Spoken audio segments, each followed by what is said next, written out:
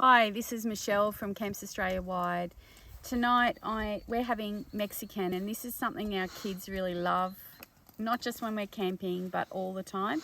They actually call this my chili con carne, and it's very, very simple. Now you can make chili con carne or tacos with one of these. I don't do that. It's handy to have occasionally. I do.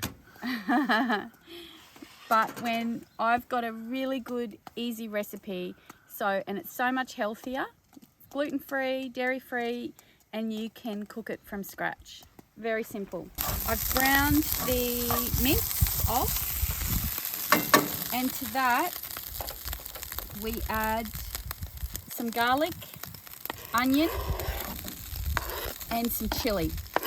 Now, the amount of chili that you add depends on how spicy you like it.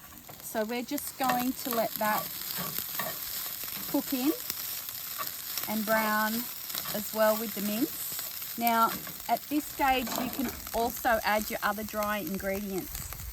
So the most important is my little baggie of dried oregano. I tend to add twice as much of this as I do the two other herbs that are in it. Now, if you don't have fresh garlic, if you don't have fresh onion, you can use powdered, which is very convenient for when you're traveling. I do pop in a stock cube. If salt's an issue for you, you can always use the low salt ones. And then there's just two other spices that you pop in there as well, a bit of cumin and paprika.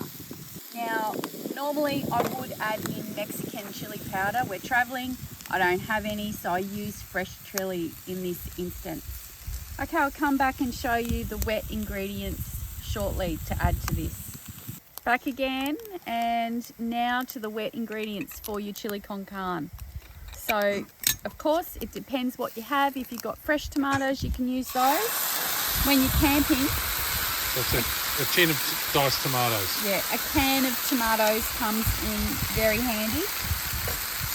Now, we normally use kidney beans.